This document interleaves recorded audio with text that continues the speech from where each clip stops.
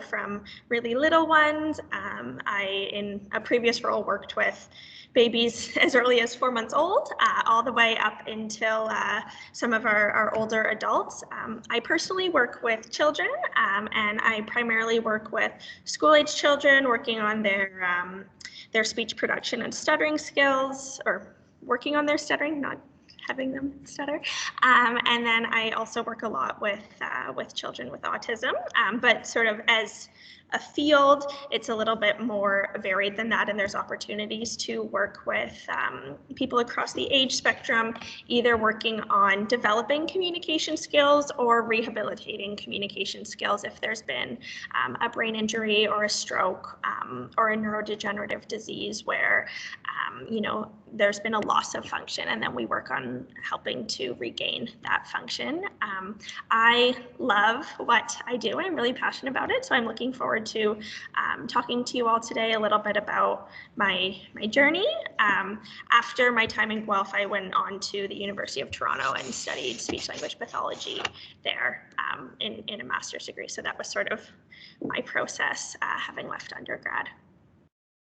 So I'll pass it over to whoever is next. It doesn't need to go in any particular order, but thank you for sharing, Megan. Why don't we say, Katie, why don't you share with us next if you're able? For sure, thank you. So my name's Dr. Katie Thompson Eakin. I'm a naturopathic doctor, and I graduated from the University of Guelph in the Arts and Science program in 2010. And while I was there, I studied nutritional science and theater studies. And so I really enjoyed that. And then I went on to get my Bachelor of Naturopathy.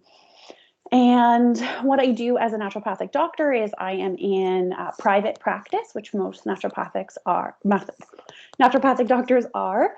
And something that was kind of, I guess, surprising for me to learn about my career journey is that means that I'm self-employed. So my work is not just seeing my patients. I do a lot of anxiety management in that work, but there's also the clinical care and research, the charting, the things you might think of in clinical work, but then there's also all of the administration and business aspects of running your own business. And so I see patients 3 days a week. And then in addition to my private practice, I do educational work. So I'm a published author. I've written a book on anxiety called Create Calm. And I have some online programming that I offer as well. Awesome. Thank you, Katie. And why don't we see, I'm just going on my screen here. Louise, are you able to go next? Yeah, absolutely. So I might be the example of the windier path to figuring out what you want to do with your life. I graduated from the University of Guelph in the biomedical science program. I then went on to Western to do a master's degree in science as well, in anatomy. And that was because I was on the track to med school, like many people are in biomedical science. And that's a rough road to take. And along the way, I figured out that some of the things I enjoyed about my education and my learning process did not align that well with being that kind of practitioner. And it was really scary, but I kind of took a sharp turn and decided to apply to journalism school. I specialized in health and science writing. And now that was also a master's degree at Western, a 1-year MA. And that's where my arts and science kind of got together. And I've got this amazingly unique skill set that I've been able to take into the world and kind of use to my advantage. I can turn up the science when I need to, and I can turn up the arts when I need to. And I kind of have both tools in my toolbox, and it's made for a really dynamic and interesting career. I do a lot of copywriting for healthcare providers and science providers, and I do a lot of articles related to health and medicine. And now more than ever, we need people who understand science, but also understand the art of communication. So that's where those two worlds have really served me well. Did I get everything I needed to? Yeah, no, that was awesome. And I know we have a whole variety of students joining us, but I know the BAS students specifically take science communication like courses, so that'll definitely relate to them. Hey, good. Okay, thank you. And Jen, are you able to go next? Yes, thank you. Hi, everybody. My name is Jen. I graduated from Guelph in 2002, studying sociology and criminology, criminal justice, I think it's called now. When I left university, the plan was to go to law school, but I decided to take a year off and go backpacking through Europe. And when I came back home, I was very poor. So I had a friend in tech sales who said, "Hey, we're hiring. Come work for a bit and save up money, and then you can go to law school." And I've actually never looked back. I never thought I would be in sales or managing a sales team, especially in tech. But now I work for a company called LinkedIn. I've been there just over 5 years as a sales manager, and really excited to chat with all of you today. So. Very cool. I know that tech's a question as a program counselor I get a lot of questions about. Lots of cool tech opportunities close to Guelph, right? Like in the Waterloo area and Toronto and all over, but those come to mind particularly. So I know there's definitely students that are interested in getting into the tech world. So thank you, Jen. And next we do have Jamie on the left side of my screen. Hi, everyone. So my name's Jamie. I graduated in 2015 from the Bachelor's of Science program. Like Louise, I was also in biomedical sciences, but I had taken a minor in criminal justice and public policy. So although I wasn't officially a Bachelor's of Arts and Science student, I was able to still partake and take courses from both colleges, which was really nice. And then after I graduated, I actually went and got a Master's of Business Administration. So that was a 2-year program that I took afterwards that had a co-op component to it as well. So that was really, really interesting. And I found really made my education very well-rounded afterwards. Immediately after finishing my master's, I actually started working for a pharmaceutical company. I've been lucky enough to have a couple of different roles within the company now in marketing, business development, and right now I'm working as a sales representative. So for those of you who might not be aware, as a pharmaceutical sales rep, you act as a consultant for your product when you're interacting with the various individuals and practitioners that you deal with in your specific therapeutic area. And really what you're doing is creating a two-way dialogue to share relevant information and product knowledge. So happy to answer any questions kind of about my career journey and some of the different education and everything. But really excited to take part today because I feel like when I was an undergrad, it would have been very useful to be able to kind of find out and learn a little bit more from different graduates and what they ended up doing as well. Thank you, Jamie. So a bit of context, that's kind of how the conference was born. Conference services was seeing, conference services, I apologize, career services was seeing a lot of students with the science majors and the arts minors or vice versa, or the combinations, or students in art saying they wanted to work in tech and trying to figure out how those worlds can kind of come together and students can find success after their Guelph undergrad. So thank you, Jamie. So we'll jump into our first question. I admit I wrote them down on my phone, so I'm gonna look here for a moment. Okay, so our first question is, when it comes to the world of work, what do you wish you'd known when you were an undergraduate student?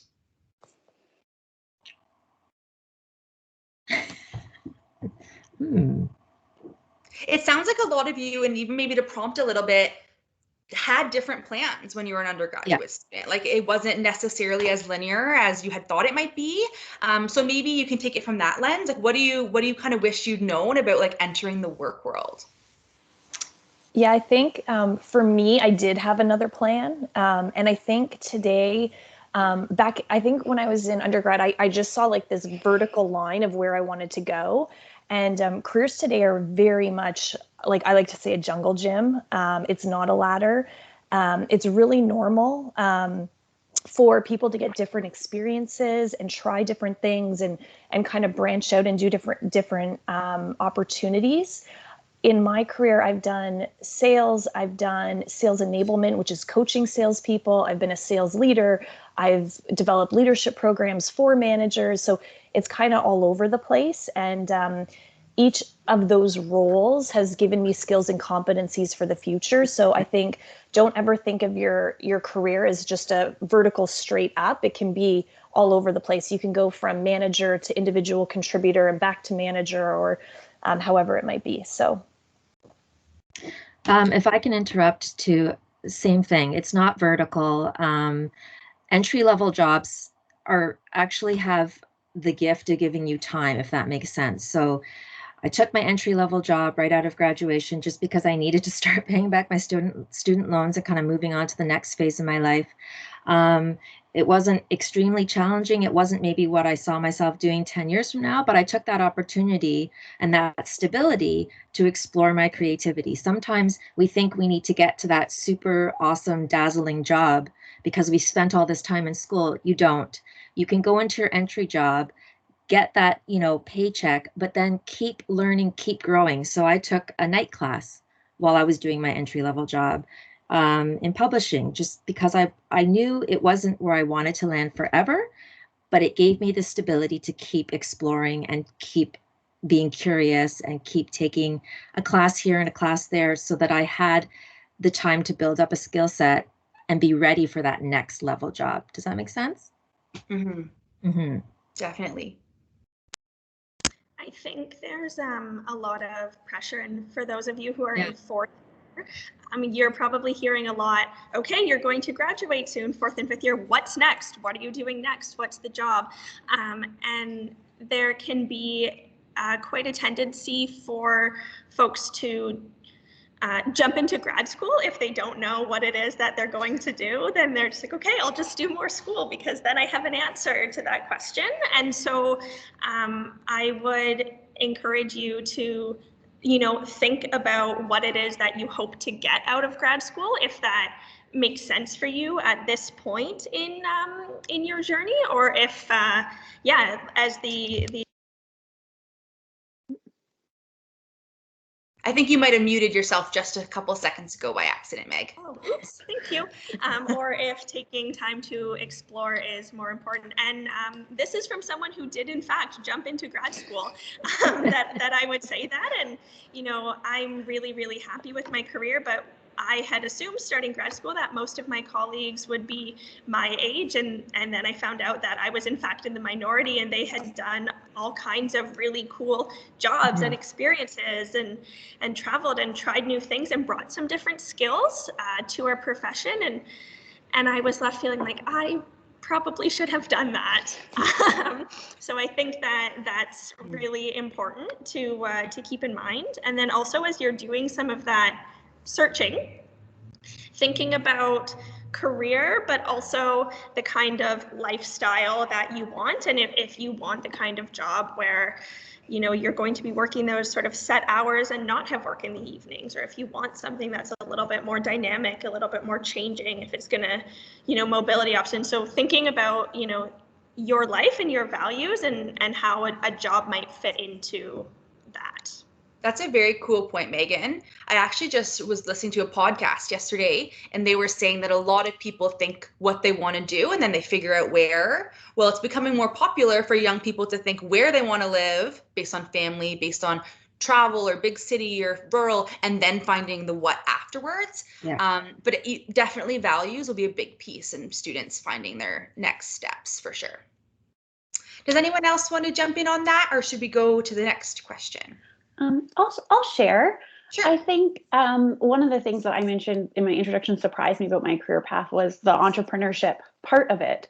And I do think that if there is something that you are passionate about or interested in putting out into the world, that it's useful to just learn about the option of starting your own business. I know it can be scary to think like, oh, I'm young, I don't have these skills, or, maybe I don't know everything about that. But there's a lot of resources available, especially for young people who are starting businesses.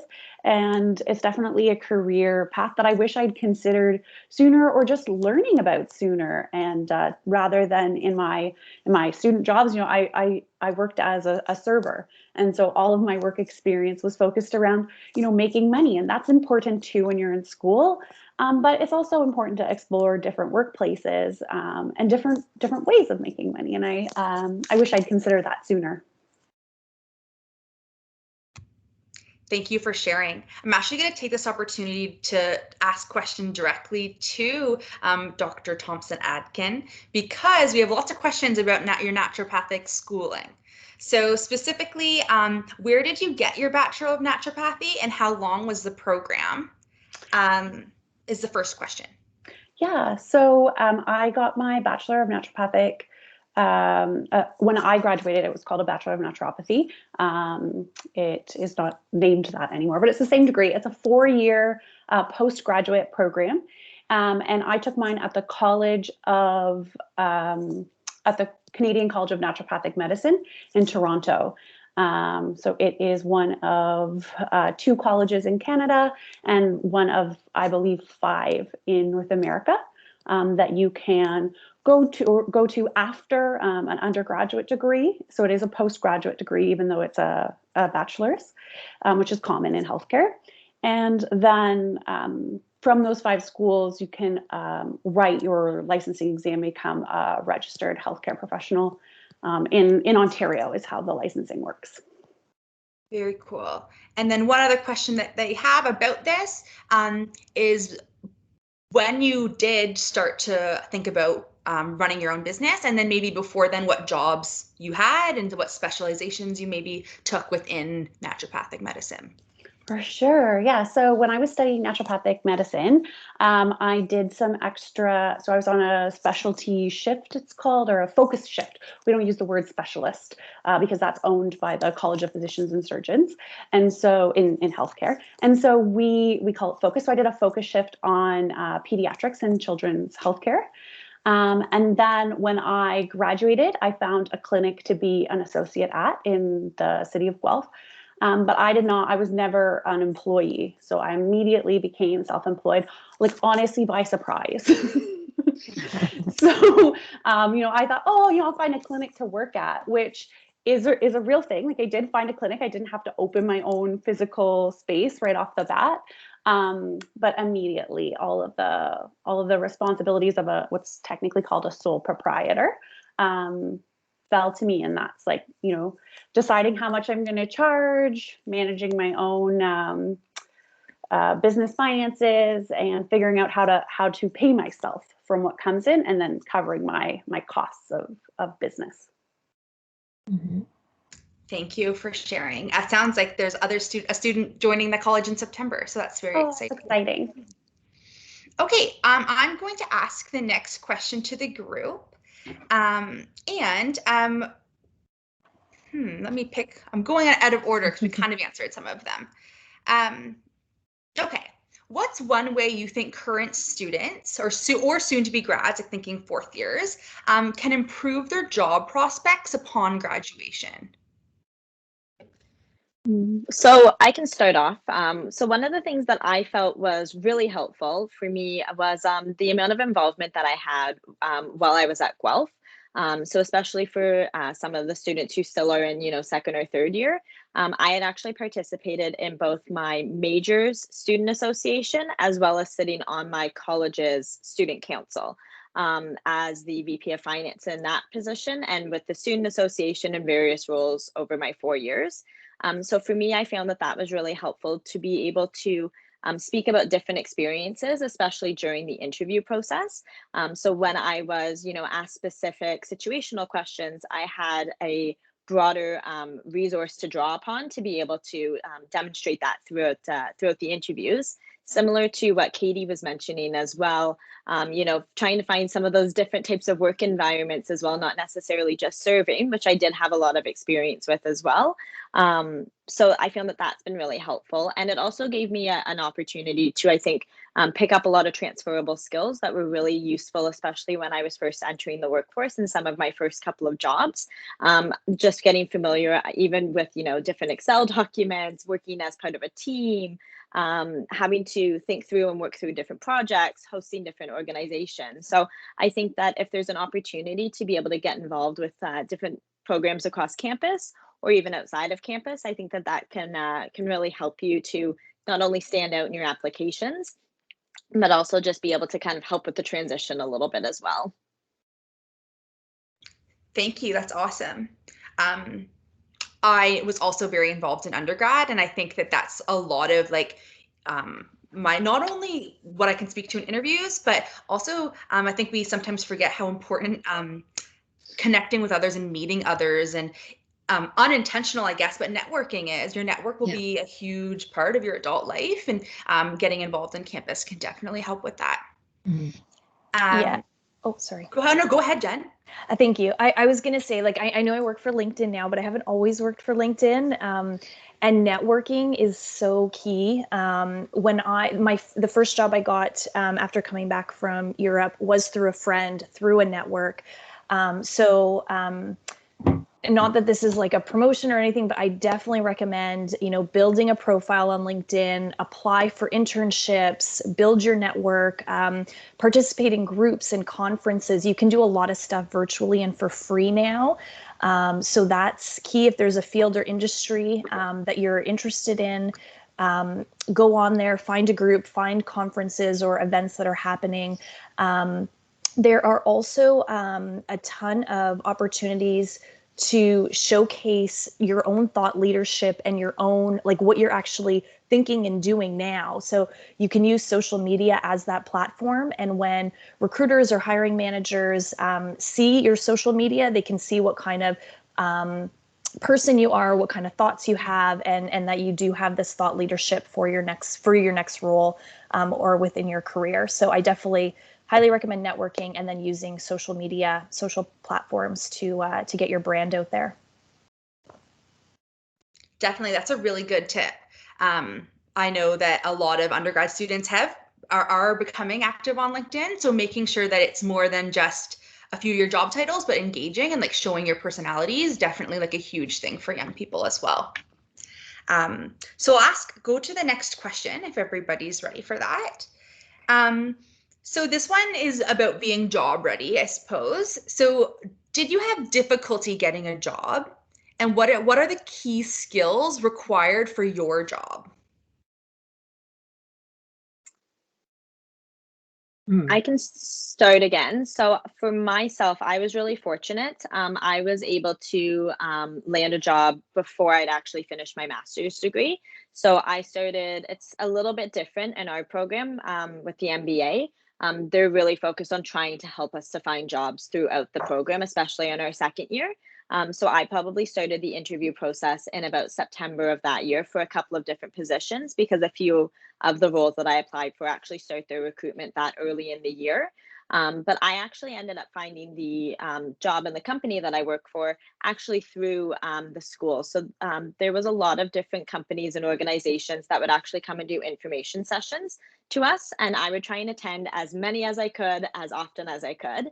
And then was actually fortunate enough to find a position that I was really interested in and applied for it and was able to secure a job. So I actually started working a week after I finished my master's degree, which was great and took off a lot of pressure, but definitely didn't end up leaving me any time to do any traveling or anything like I had done after my undergrad. So I would recommend, if you do have an opportunity where, you have a little bit of time between finishing your degree and starting work, always nice to be able to have some of those life experiences. Personally, when I finished Guelph, I, like Jen, went backpacking through Europe for a couple of months there. But I think that the best advice that I can give to students is to participate in different conferences like this, to get involved with any different information sessions that either companies or the school are hosting. I know for myself, when I was finishing at Guelph, I was always going to the different career fairs and the grad fairs that they had on campus. I'm not sure with the virtual world whether or not those are now being offered virtually or something, but I definitely would recommend doing that. That was actually how I found out about the MBA program, because Guelph actually had an information session about grad school, and I was able to talk to some of the recruiters there. But I was also speaking with a lot of different other individuals from different companies.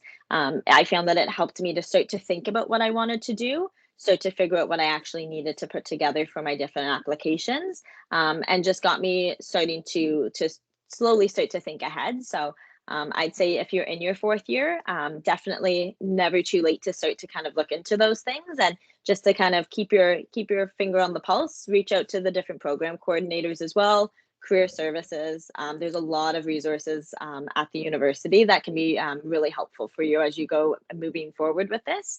And I know that career services also does interview prep, which I actually participated in when I was interviewing for my master's. And I found that that was really, really beneficial. Definitely. Career services does a lot for our students preparing to graduate. Who BA and BAS students would reach out to be Nicola Edwards. I apologize, off the top of my head, I can't think of who the science connection would be. But if you do go to the Career Services website, definitely is a great resource. And I saw, Louise, that you had something to add as well. Yeah. Just to add to the nuts and bolts of growing your resume, also remember to grow yourself while you're doing that. So just to piggyback on the previous question, with getting involved on campus and joining lots of committees and doing volunteer work, I really worked hard at staying connected to the community around Guelph while I was there and volunteering my time just so I could figure out what my value system was, because I think we fall into the trap of thinking that we have to live up to the value system that our parents hand down to us, but we don't necessarily have to. We can forge our own path. So grow your interests outside of school as much as you're able to balance that. That's how I got into the work field, is that I had a really diverse resume for volunteer work and community outreach. And I got hired by the government of Ontario to work in the nonprofit sector as one of their writers. And that gave me a salary base. I'm now an entrepreneur. I work completely for myself as a freelancer, but don't forget to do all that other personal development and figure out who you are, because it will show in your interviews. It will show in your job search that you have a really keen sense of what you want to get out of life.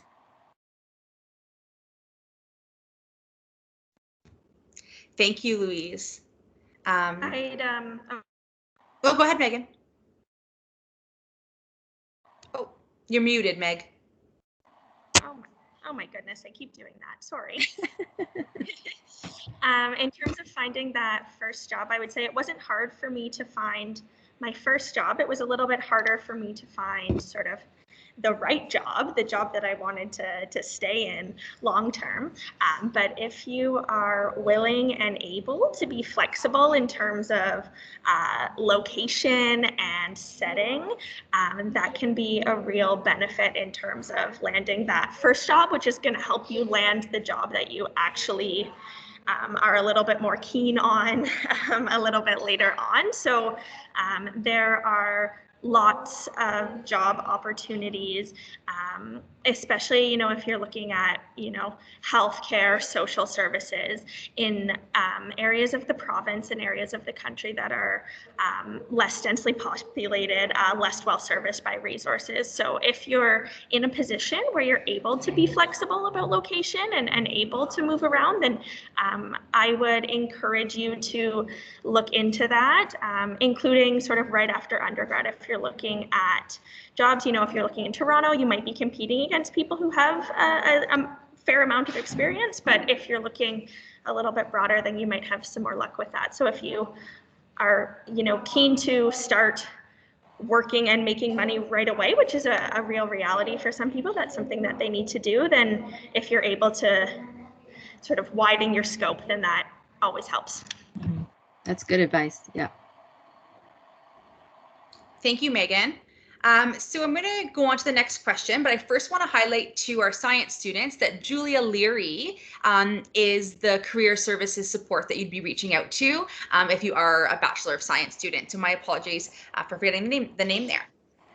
So the next question is a bit about maybe perhaps societal pressures, but it says, was there pressure to pursue your science minor compared to your arts minor after undergrad? Contextual for non-BAS students, BAS does the two minors, but to your combination, do you think it matters whether your art minor complements your science minor? So for a bit of context, if you know what I mean by that, a lot of students will come to me and think, well, biology and psychology go together because then I work in this field, or I really want to do studio art, but I feel like that's random when compared to chemistry type of thing. So I think that's what the student's getting at. Like, how important is it that these subjects have a lot of overlap, or do you feel that it's okay to explore something different? So quickly, was there pressure to pursue your science minor? And do you think it matters whether your science minor complements your arts minor? I'll answer that with my minor in nutrition and in theater. I would say that any pressure that I felt to follow a career in the science minor was self-directed. I entered my undergraduate with the hopes of eventually going to naturopathic college. I found that profession early in my life, and so that was part of my journey, as I knew I could get my prerequisites and have some flexibility to pursue really interdisciplinary learning. I sound like a nerd, but like my favorite courses in my Bachelor of Arts in Science were not my nutrition courses or my theater courses, but were really when I got into that like interdisciplinary studies and that flexible thinking of how do we think in different disciplines and what does that mean. I enjoyed building that specific skill set, which I still use in my professional career. When I'm looking at complex health concerns in different systems of the body and taking that holistic approach, I like to think that type of thinking that I built in my arts and science helped me with that. And so, do I think that your minors need to complement each other?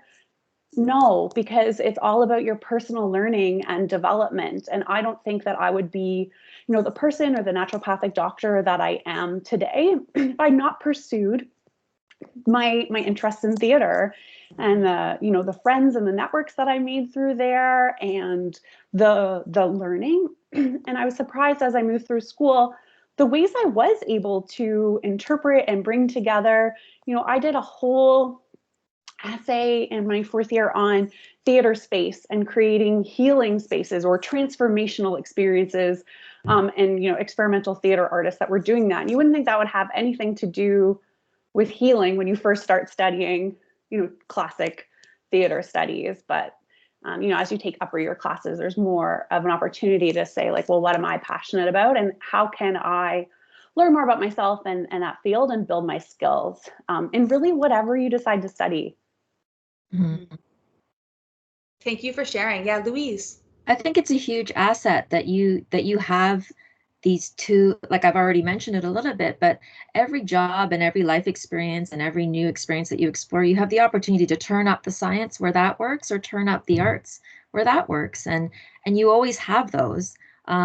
Sometimes they'll overlap, sometimes they won't. And that's kind of glorious. What we've learned through this COVID experience is that we need to be more creative and innovative and curious. More than ever, you guys have a wonderful tool set. It should never be seen as a detriment. It's actually such a gift that you have both worlds, that you've explored both sides of your brain, as it were, Definitely. This is a bit of a different take on it, but another thing that I often have conversations with the students I meet with is about their passion for often the arts, whether it be writing, like they really love writing. Don't lose that. yeah, and or studio art or theater, or more of the things that some of the students will come in and be like, I love English, like I love these subjects, but they feel a little bit like, but I have to focus on chemistry or whatever that might be. But recognizing how those skills transform into the working world, but also I often have conversations with students about their own wellness and their own balance. And it's like, let's celebrate that. Like, let's spend your years doing both and feeling happy and engaged and learning. So there's definitely value to students studying what calls them, for sure. Yes. Okay, I'm going to move to the next question. And this one's a little bit, I apologize, specific to the BAS graduates as well. It's a common question I get. So I'm curious to hear your lived experience. Did having two minors ever leave you at a disadvantage compared to those who had a major?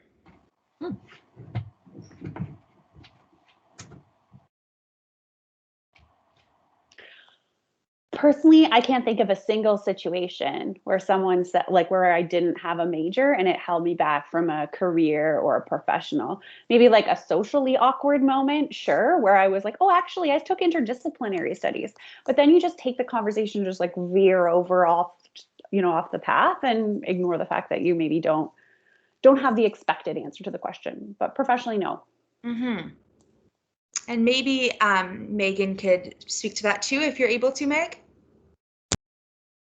Yes, so I would echo what Katie said in saying that it's never, ever been an issue, other than, that people don't understand quite what it means. And so the road I take is, I don't say I had 2 minors, not that there's anything wrong with having 2 minors, but it's just a little bit confusing to people. So I would say, oh yeah, I focused on, I did an interdisciplinary degree and I focused in these areas, and my degree really highlighted sort of interdisciplinary thinking and critical thinking. And then I talk about, those really fantastic skills that Katie was talking about before that really help her in her clinical work, and I feel really help me in my clinical work as well.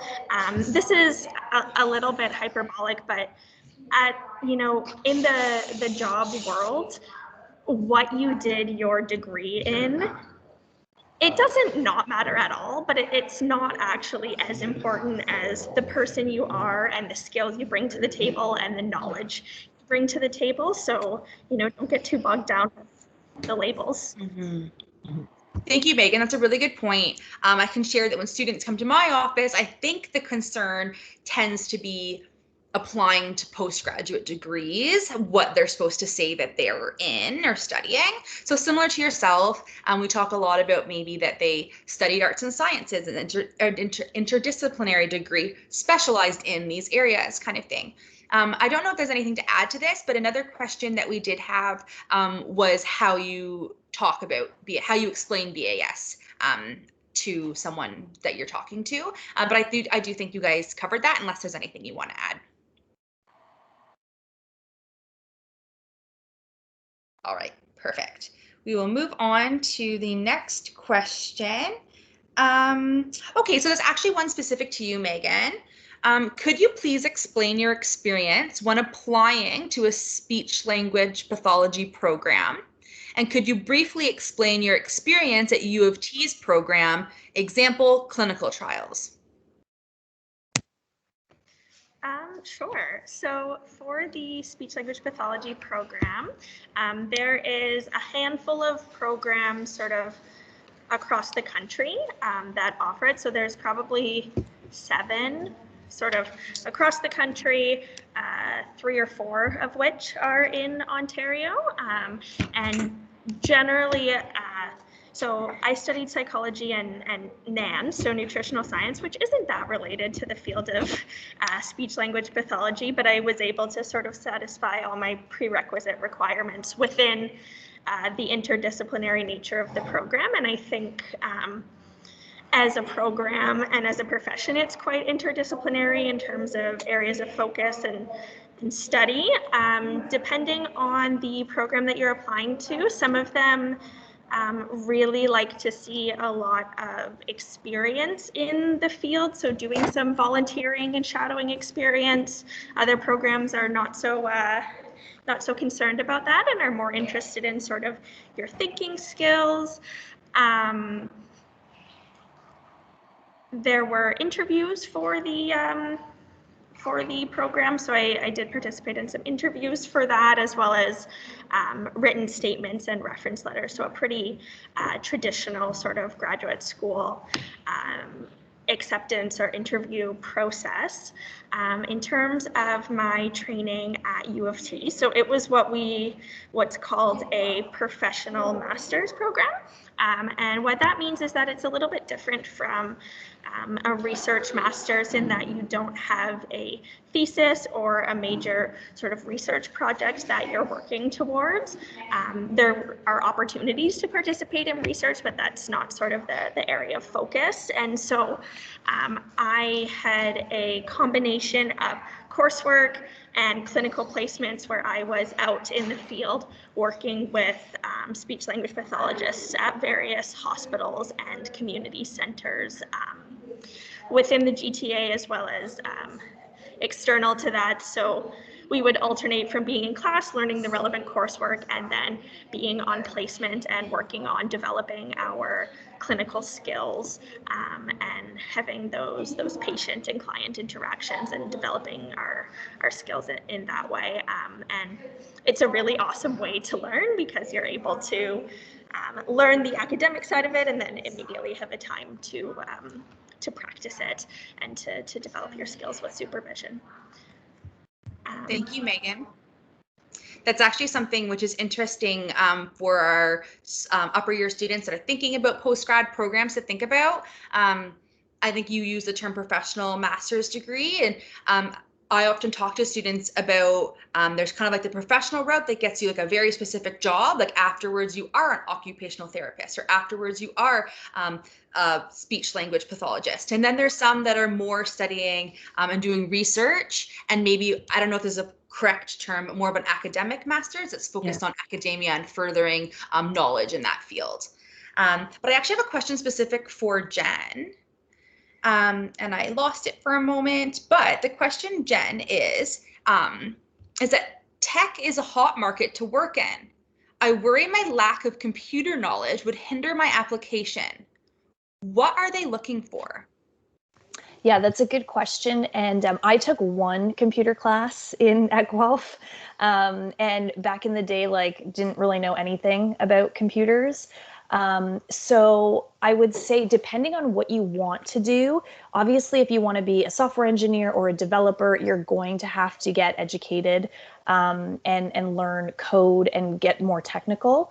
But other than that, most other jobs in tech, you can learn on the job. So me going into a tech sales background, I learned all about the products. I learned about sales methodology all at the company. And so I would say it's really more about the skills that you bring, the grit, the drive. Are you okay with change? Because in the tech world, change is like the only thing that's consistent. Are you someone who has a growth mindset because tech is always changing and they're looking to push boundaries? Like, do you have that kind of learning and growth mindset that you want to become better and do better? So I think it's more about kind of the characteristics that you bring to the role when it comes to like a sales job or a marketing role, or even a product type role. Sometimes you want to have some of that technicality, but otherwise a lot of that stuff can be learned on the job. Awesome, thank you. This is kind of a question for everyone, but it was one of our questions, but something Jen said got me thinking of it. Okay, so if students want to get connected with a certain market, like such as tech or such as science communication or naturopathic medicine. Earlier, we were talking about different panels and networks you can join. I was just wondering, and maybe not everyone, but do any of you have any other conference or network recommendations for our students? So if they're interested in your field, like where can they find a group of people to kind of give them some guidance? If you have one that comes to mind. In media, there's tons and tons of associations. The one that comes to mind for me that I belonged to right out of school was the Canadian Science Writers Association, and they probably have a student membership, so that's a good one. Also, if you are interested in communication and science communication, if any of you guys are thinking along those paths, you must practice writing all the time, and not just in science, but just write and write and write some more. And the great thing about writing is that you can throw your work out into the world and just keep doing that. Keep writing and submitting. There are constantly calls for submissions. If you even Google writers submissions students into a Google search, you're going to find tons of contests, tons of ways to network with editors and people that are in the field. There's tons of internships in media for new grads. The internship that I did at a big publication was one of the best things I've ever done. I didn't make much money. I had to get even more poor, but I'm still, 10 years later, connected to those editors and still getting work from them because I gave those 4 months of my life to that internship. And if you can get internships and co-ops and work studies, just be hungry for them and be looking for them and throw your hat in the ring. You have nothing to lose. That's awesome advice. If not you, then it's going to be somebody, right? Yeah, for I sure. always tell my kids, why not you? Does anyone else have any, perhaps, whether it be a panel or a conference or a social group? I know a couple within the pharmaceutical field and just within, life sciences in general. So some of them that come to mind off the top of my head are Life Sciences Ontario. And then there's also the Women Leaders in Pharma organization as well. So that's a unique group that I've had an opportunity to start to attend some of their events. A lot of them are just general, career development, how to, further yourself in your career. Some of them are a little bit more industry specific. But I do know a few of my colleagues and a few of my friends throughout the industry as a whole have participated in both of those two organizations and groups. But I think, again, as Louise said, just a simple Google search sometimes can really help you find a lot of different information, organizations, courses that you might not have necessarily known exist. Yeah. Yeah. Also, specifically, if somebody is looking for courses within the pharmaceutical world, there is also the Council for Continuing Pharmaceutical Education, or CCPE, and they have a lot of different courses as well for students if they were specifically looking at either furthering their education while they were in the field already, or just to try and find out a little bit more about the industry in general.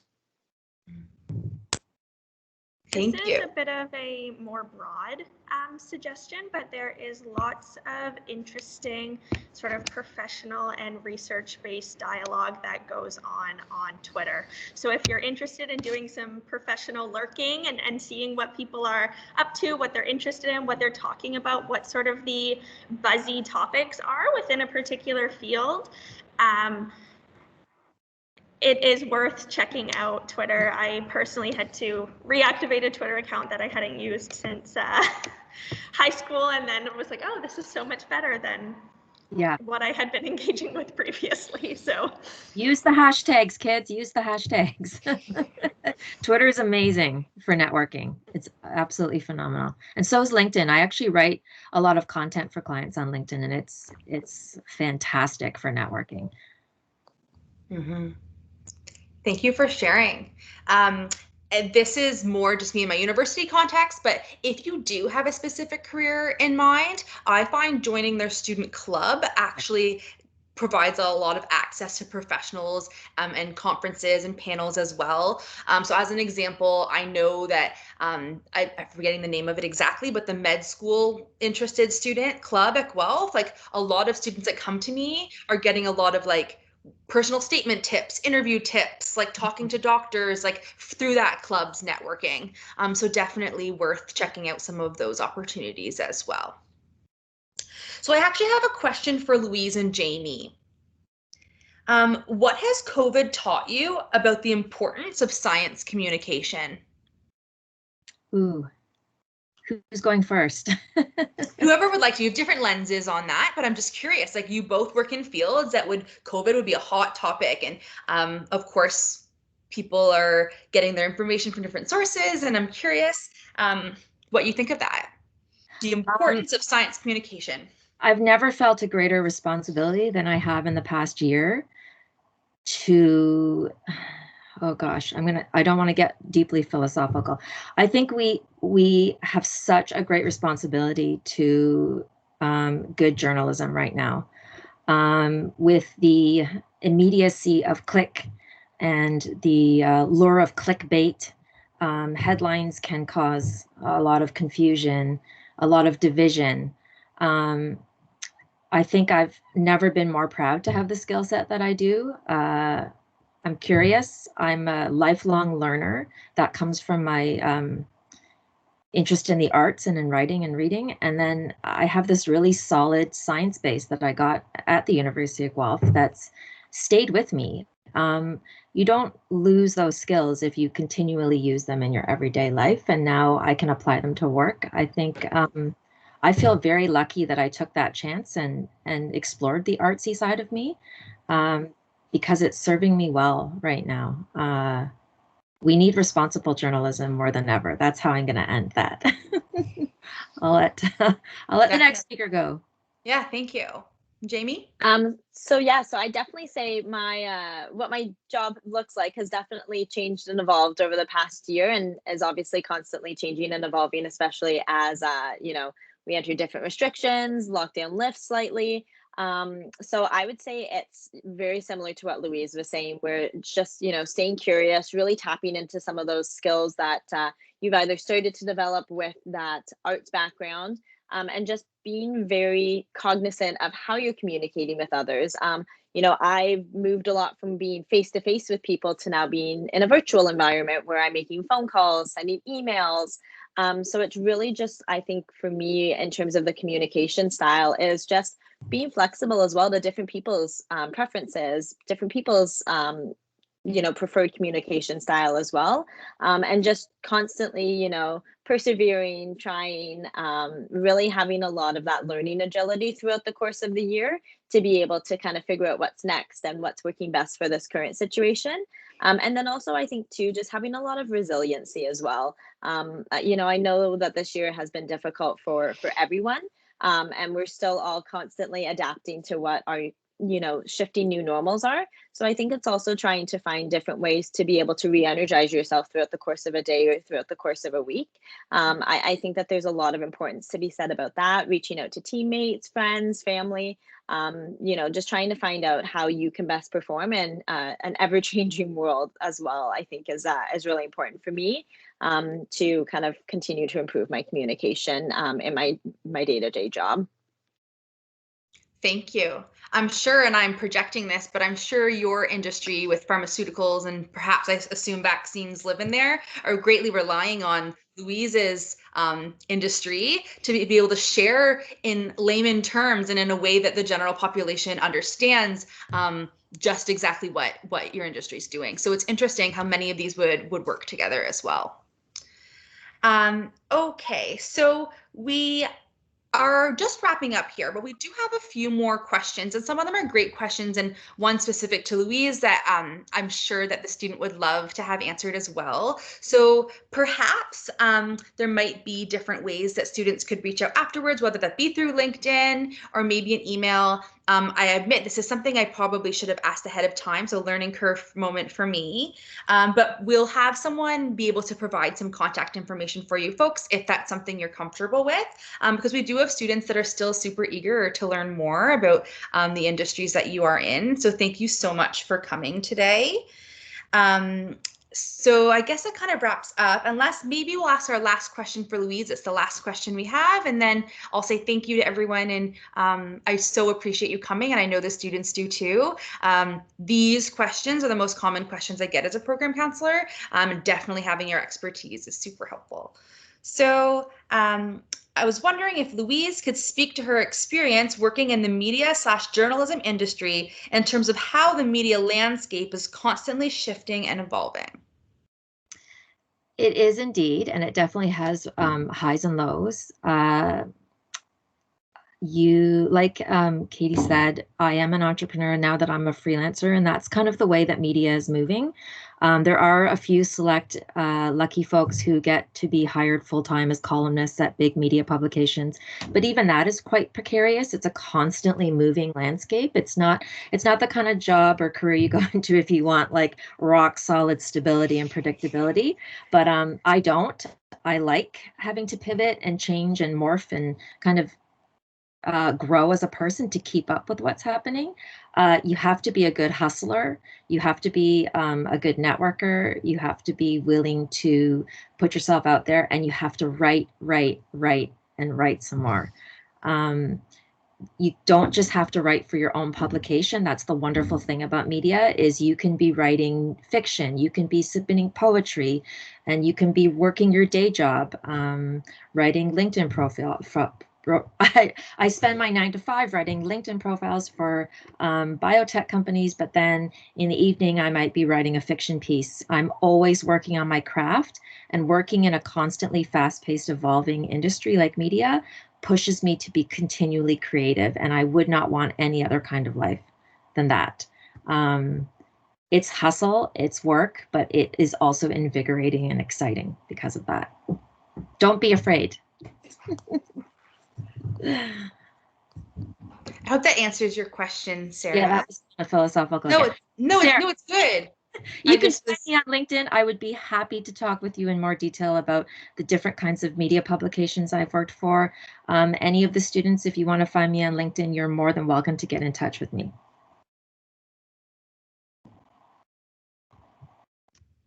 Awesome. So unless anyone, I know that I sent this in my email to you folks. Sorry, my questions are popping up and I'm getting distracted. In my email to you folks about if there was anything you really wanted students to know about your experience or your journey, if this would kind of be an opportunity to share that. If you have something you feel you haven't shared with students that you'd really like students to know, then that can kind of be maybe a final farewell sign. If you guys have any final words of encouragement. I guess my final words of encouragement, or I guess, parting thoughts are similar to what Louise had mentioned, as well as Katie as well. Is just, really think about, having some fun with some of the courses that you're able to take. It's great with the interdisciplinary side of arts and science to be able to take some of those courses from some very opposite ends of the spectrum. I know for me personally, I ended up taking my minor in criminal justice and public policy purely because I was interested in those courses, and didn't actually start really investing in my minor until my third and fourth year. And for me, it was just because I enjoyed those courses. They were a nice break for me from the rigorous biomedical science courses sometimes. And for me, I think they really offered a lot of broad learning opportunities, and for me to be able to hone in on some different skills that I wouldn't have had the opportunity to really be able to focus in on. And also it was just a fun way to kind of have some different courses and different learnings there. And like I said earlier, I think just trying to get involved, really taking advantage of the opportunities that you have throughout those 4 years of your time at Guelph, building on that network, and then just being able to try and, have some different experiential learning opportunities as much as you can. I think that those are really great to have when you're entering the workforce, and provide some great, transferable skills, but also a lot of really good memories as well for me when I look back on those 4 years. Thank you, Jamie. Yeah, I'll just, my final thought is I wish somebody had reminded me that your career and the time that you will work is the time that you work is a really long time. So don't feel as if as soon as I graduate, I need to know exactly what I need to do and what I want to do, because you don't. You can pivot and change careers, change industries. You'll be working for quite a while, so you have that opportunity to learn and grow and get different experiences. And once you graduate, it doesn't have to be like, this is what I'm going to be and this is all I'm going to do for the next 30, 40 years. Mm-hmm. So enjoy it and learn.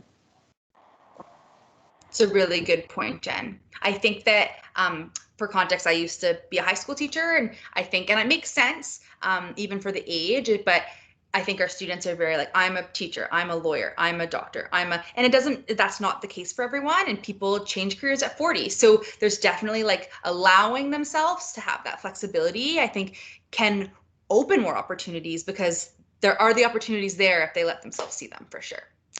Does anyone else have any perhaps final words? Yeah, Katie. Yeah, just on that, excuse me, last note that you were saying about opportunities, coming from a Bachelor of Arts and Science, which is a degree that not everybody's heard of, and then graduating from, again, the profession of naturopathic medicine, which is becoming more common, but there's still a lot of people that don't really know what that is, or are from different regulated jurisdictions, so they don't know that we're regulated healthcare professionals. You're not coming from the Bachelor of Arts and Science. You're not going to see people looking for that necessarily. You won't look at a checklist and say, oh, we're looking to hire a naturopathic doctor for this role, or we're looking to hire someone that has a Bachelor of Arts and Science. It might say Bachelor of Science or Bachelor of Arts. Put your hand up if that's something that you're interested to. Don't be afraid to pitch your unique skill set of what you've learned through your unique education and where those skills fit in. If it's something that's passionate about, don't wait for something that calls you. You need to stand up, especially when you're coming from a smaller degree. definitely, that's a really good point. I feel like when our students look for prereqs, they often see Bachelor of Science, Bachelor of Arts, and they have those questions. So definitely reach out, put your name in the hat, because they have well-rounded degrees. Yeah, for sure. Yeah. And I guess final thoughts from me would be that there's very little that you do in your schooling and your work history and sort of your personal journey that is not important or not relevant. So there will be lots of courses you take and jobs you've maybe had or volunteer experiences that would be easy to dismiss as, you know, that wasn't relevant to this job that I'm doing now, or it's not related. And so I would just encourage you to think about the skills you learned, maybe not tangible skill or like work specific skills, but skills about how you learn or how you process information. So the skills you learned, the learning you had about yourself in that opportunity, some of those more personal or soft skills that you're able to develop when you're thinking about applying to jobs and marketing yourself as a person. You know, you're the collection of all of those different experiences that you've had. So do some thinking about how you can make a case for different opportunities that you've had and different skills that you've had, and how it really is relevant, even if it might not immediately seem relevant at surface level. Good point. Thank you, Megan. Mm-hmm. All right. Unless anyone has anything to add, I just want to thank all our panelists for coming. I know how important it is to our students to put a face to careers and to hear about different careers and different options they have, different paths to get there. So I really appreciate you taking time out of your work week and your day to come give back to our community. I'm sure you've inspired many of our current students to maybe do the same in the future. But we so appreciate your time, and we'll be in touch. And perhaps those of you who are on LinkedIn can share that information with us, and we'll share it with our students. So thank you so much. Goodbye. Have a great day. And I guess that's it. Thank you. Stay well, everybody. Thank you. Thank you, everybody. Thanks, everyone. Have a great week.